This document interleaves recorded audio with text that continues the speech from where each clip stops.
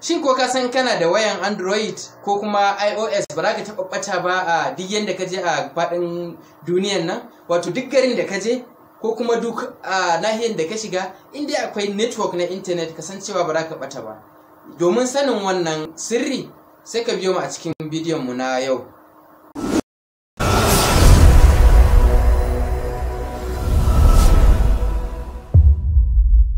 Assalamu alaikum, sunana Mbash, barkanmu da zuwa Hausa Tech TV. A tashar da muke koyar da al'ummar Hausawa yadda za su yi amfani da na'urorin mu na zamani. A bidiyon yau, kamar yadda kuka ji daga farko, za ku koyi yadda za ku yi amfani da wayanku na Android domin gane yadda kake a ko ina kake a faɗin duniya, in dai wajen akwai network na internet. Saboda haka idan har wayanka da kana amfani da smartphone na zamani, wato kamar Android ko iPhone, wato za ka iya gano duk wani guri da ka shiga, duk wani lungu da ka shiga, ko kuma kana so ka ziyarci wani gari amma baka san ko ina a garin ba, to in kana da wannan application din da ka iya sanin ko ina yanda kake, kuma in wani guri ka shiga ma ka bata, zaka iya sanin hanyar da zaka yi ka fita. Saboda haka ba tare da bata lokaci ba, ina fata an kai bako ne a wannan channel, ka taba alaman subscribe na ƙasa na mai alaman ja, sannan kuma ka taba alaman ƙararrawa na gefen sa yayin da duk nayi sabon bidiyo ka samu bayani akai. Saboda haka ba tare da bata lokaci ba, sai mu shiga cikin darasin namu na yau. To da farko zaka tafi ka je ka shiga application ɗinka na Google Map, wato da shine idan ka shiga duk yanda kake a faɗin duniyan nan, idan har dai wajen akwai network na internet, to zaka iya, ba za ka ɓata ba. Shine wannan, sai ka taɓa shi. To yayin da ka shiga cikin Google Map, zaka gani ya nuno maka haka. Wani lokaci zai kai ka ainihin yanda kake, wato kamar me ake kira location da turanci, shine daidai yanda kake. To yanzu kamar yanda kuka gani, ya nuna a yanda nake, yanzu haka ina cikin garin Zaria a makarantar ABU Congo Campus. To shine wannan babban cycle da kuke gani, da kuma wannan alaman shine alaman daidai wajen da nake. To shine duk yanda na motsa, inda yanzu ran tashin fita daga yanda nake, za ku ga ya updating. To abinda zaka iya bude shi, wanda zai fi nuna maka yanda tsarin gari yake da gine-ginensa da komai, shine zaka taho nan yanda aka wannan abu da yake bangaren hannun dama nan na sama, sai ka taba shi. In ka taba shi zaka ga wani waje da aka rubuta satellite, shine nan, wato satellite, sai ka taba. To yayin da ka taba satellite, za ku ga yanzu yanda garin Zaria yake kenan. Za ku ga duk wani gine-gine da wani bishiyoyi da wani ruwa, in akwai komai yanda kuka sani a garin Zaria, kun ga yanda yake da girma. To komai ko ina da yake cikin Zaria yana kunshe a wannan map din. To yanzu location din da nake kuma gashi nan, ina cikin hostel na maza wato Alaƙilu a can Congo Campus na ABU Zaria. To anan ne idan kana so ka fita, duk motsawan da kai zaka ga wannan alaman wannan kalan shudi, wato green kenan, alaman daidai yanda kake kenan. To yanzu da zan fita na bi wannan layi haka, duk yanda na tafi za ku ga wannan digon yana bina. To anan ne zan iya gane wani anguwa zan je, ko wani anguwa da sunanta anan, ina nake son zuwa. Misali a ce yanzu ina son na je ni Tudun Wada Mosque, wato masallacin Tudun Wada nan kenan, yanda suka sa ga wajen nan. To ina so misali in ce hanyar da za ta kai ni wajen cikin sauki, za ku ga ko da ka iya zooming ka ga hanyar da za ka fita. In ka amfani da yatsunka guda biyu, shine zaka na iya zooming, zaka yi zuwa, wato zuƙo shi ka buɗo shi ya zo kusa ko kuma ka tsuke shi ya tafi wato nesa. To wannan shine yanda zaka iya zuwa duk yanda kake so a cikin gari. to abin da za ka yi akwai wani abu da ake kiransa direction, wato daga yanda kake kana so ya kai ka zuwa ina ne. Misali yanzu ina cikin Congo campus, to ina nake son zuwa, na taɓa yanda aka saka go a nan,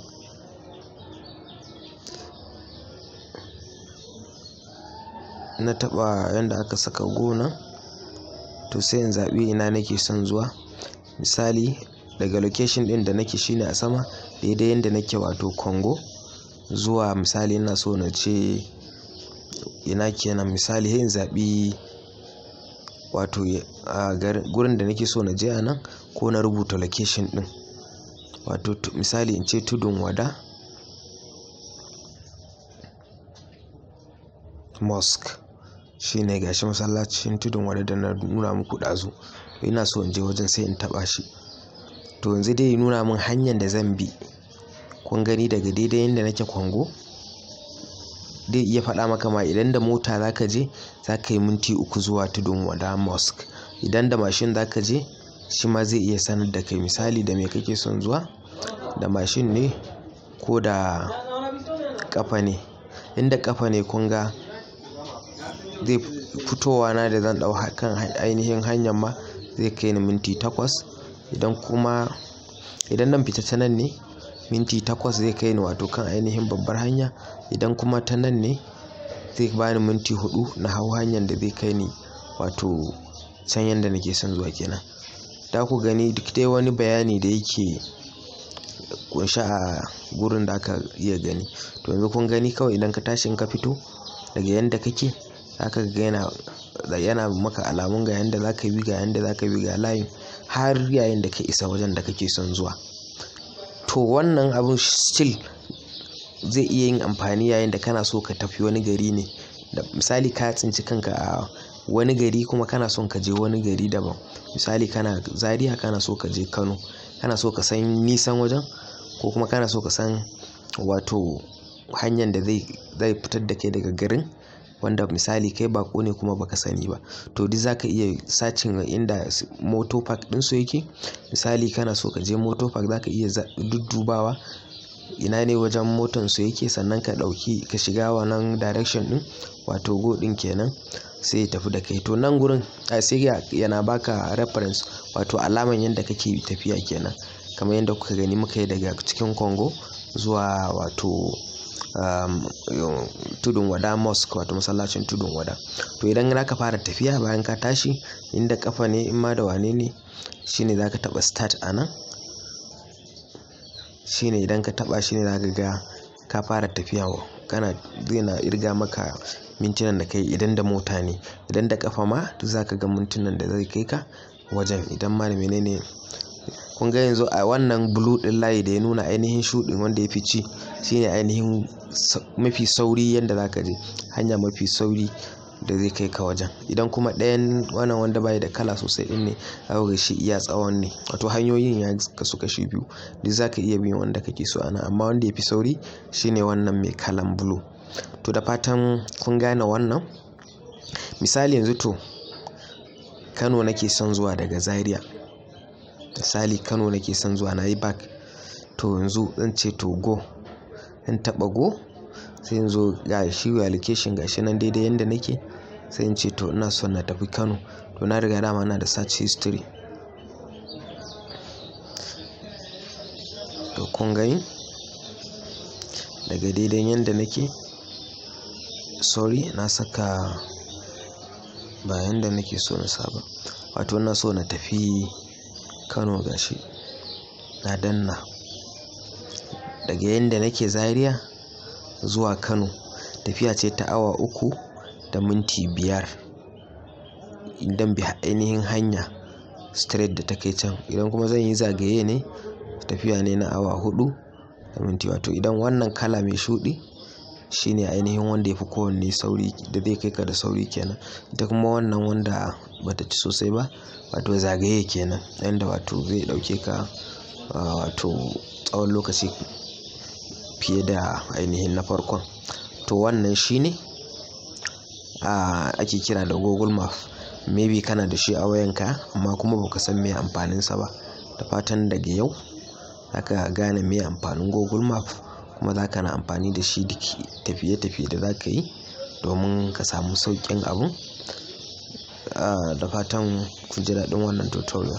To ina fata a wannan darasi ma kun karu da abubuwa sosai, saboda haka idan kuma ka karu, ina so ka yi amfani da wannan dama da Allah ka taba alaman like, wato wanda ya tsace sama, kuma ke sharing bidiyon nan wa abokanka da yan uwa domin su ma su karu. Saboda haka kar kuma a manta, in kai bako ne ka taba da Allah alaman subscribe na kasan nan, domin hakan yana ƙara mun ƙarfin gwiwan yi muku bidiyoyi masu matukar amfani. Sannan kuma in kuna da wani abu da ya shige muku duhu, za ku iya yin comment a ƙasa. Insha Allah idan na samu dama zan yi muku bidiyo akai na musamman. Saboda haka ba tare da ɓata lokaci ba, sai mun haɗu a bidiyo na gaba.